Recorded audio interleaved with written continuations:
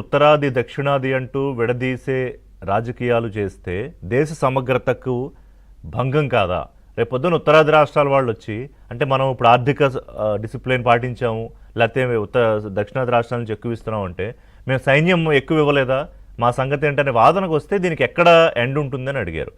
So ముఖ్యమంత్రి వ్యాఖ్యలు, మొన్న ప్రధానమంత్రి రాష్ట్రపతి చేసిన కామెంట్స్ గురించి ప్రస్తావన ఏం చెప్తారు? గుడ్ ప్రస్తావన.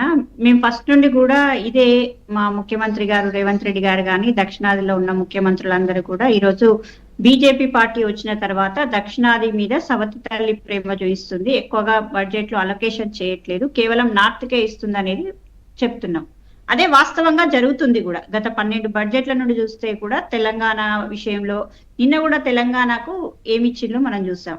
12 సంవత్సరాల వాళ్ళ ఏమంటారు వాళ్ళ 12 సంవత్సరాలు పూర్తి చేసుకున్న సందర్భంలో ఈ రోజు కూడా మేము అదే అంటున్నాం. ఈ రోజు ఎప్పుడు కూడా సౌత్ నార్త్ అనే డిఫరెన్స్ చూడకండి. మేమైతే ఎక్కువగా ఇక్కడ నుండి పన్నులు వెళ్తున్నప్పుడు మాకు కూడా అంతే రీతిలో మాకు బడ్జెట్ లో అలొకేషన్ ఉండాలి కదా అని మా హక్కుల కోసం మేము పోరాడంలో తప్పు లేదు. ఇది ఫెడరల్ స్ఫూర్తితో అడిగితేనే అమ్మాయిన అన్నం పెడతదనే స్ఫూర్తితో పోతున్న ఈ దేశంలో ఖచ్చితంగా రాష్ట్ర ముఖ్యమంత్రిగా ఒక దేశ ప్రధానికి అప్పీల్ చేయడంలో తప్పు లేదు. దేశ ప్రధాని ముందే ఓపెన్ గా మాట్లాడిండ్రు. మా ప్రధానిగా ఉన్నప్పుడు, మా మన్మోహన్ సింగ్ గారు ఉన్నప్పుడు గుజరాత్ ను ఎప్పుడు అట్లా డిఫరెన్స్ గా చూడలేదు. ఈ రోజు మీరు కూడా తెలంగాణను గాని దక్షిణాదిని గాని తేడా చూపించకండి అని చెప్పి ఆయన ఓపెన్ గా మాట్లాడిండ్రు. ఎక్కడా 2 స్వరాలు మాట్లాడలేదు. ఈ రోజు మీరు ఒక రాష్ట్రానికి డిప్యూటీ సీఎం గా ఉన్న మీరే మీ అయ్య జాగీరా అని ప్రశ్నించవచ్చు ఒక రాష్ట్ర ప్రజలను ఉద్దేశించి.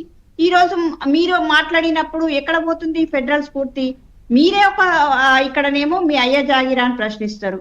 మళ్ళీ అదే ఆంధ్రాకి వెళ్ళి తెలంగాణలో ప్రాంతీయవాదం ఎక్కువగా ఉంటది, మన దగ్గర కులం ఎట్లా ఉంటుందో తెలంగాణలో అట్లా ఉంటది అని చెప్పి అయిపోయింది. సమస్య అక్కడికి క్లోజ్ అయిపోయింది. మీరు క్లోజ్ చేశారు. చేసిన తర్వాత తిరిగి మళ్ళీ నిన్ను పాడ్కాస్ట్ లో ఏదో మాట్లాడాలి. సరే, మీరు చేగువేరా అని మీకు అభిమానం, మీరు ప్రశ్నిస్తారు. భగత్ సింగ్ పుస్తకం చేతిలో పట్టుకొని పోతారు. ఎక్కడ మేమేమంటాం, మేము వెల్కమ్ చేస్తాం. మీరు కాశ్మీర్ టు కన్యాకుమారి వరకు ఎక్కడైనా పోటీ చేసుకోండి, అభ్యంతరం లేదు.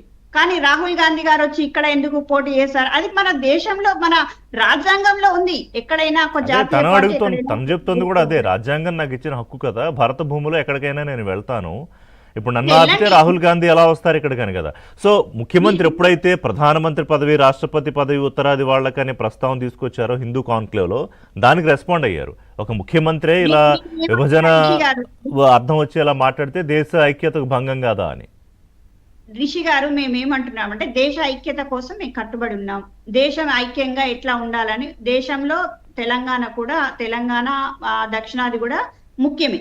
మరి మా దక్షిణాది వాళ్ళకు కూడా అన్యాయం చేయొద్దు.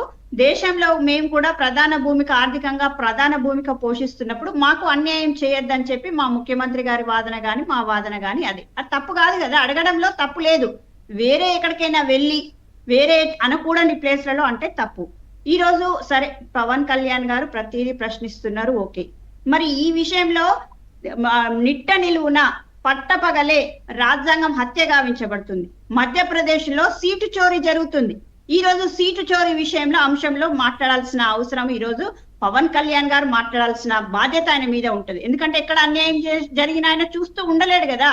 ఏది అన్యాయం జరిగినా చూస్తూ ఊరుకోలేడు. కాబట్టి ఖచ్చితంగా ఈ రోజైతే మా మీనాక్షి నటరాజన్ గారికి జరిగిన అన్యాయం విషయంలో ఖచ్చితంగా మాట్లాడాల్సిన అవసరం ఉంటది. ఇది నిజంగా ఒక రాజ్యాంగానికి తూట్లు పడిచే అంశమే.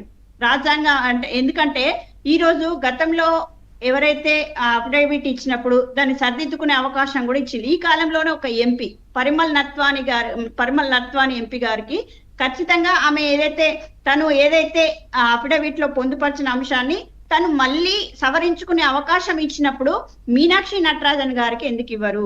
ఈ రోజు మీనాక్షి అంటే ముందస్తుగా వీళ్ళు 3 నామినేషన్లు వేయిస్తారు. అంటే కుట్రాపూరితంగా ఏ రకంగానైనా అంటే ఈసీతో కలిపి ఏ రకంగానైనా ఈ రోజు ఈ సీటును మేము ఇంత అన్యాయం జరిగినప్పుడు పవన్ కళ్యాణ్ గారికి మేము వెల్కమ్ చేస్తాం. మీరు కన్యాకుమారి నుండి కాశ్మీర్ వరకు ఎక్కడైనా పోటీ చేసుకోండి. తెలంగాణలో వచ్చే జెడ్పీటీసీ ఎలక్షన్లలో పోటీ చేయండి. తెలంగాణలో వచ్చే కార్పొరేషన్ ఎలక్షన్లలో పోటీ చేయండి. 119 నియోజకవర్గాలకు 119 గెలుచుకోండి. మేము వద్దనట్లే. కానీ మీరు ఏదైతే అన్యాయాన్ని ప్రశ్నిస్తా నేను గద్దర్ స్ఫూర్తితో ఉన్నా అని చెప్పినప్పుడు ఈ అన్యాయాన్ని కూడా ప్రశ్నించాల్సిన అవసరం ఆయన మీద సో ఉంది. సమగ్రత గురించి కేవలం మాట్లాడే పవన్ కళ్యాణ్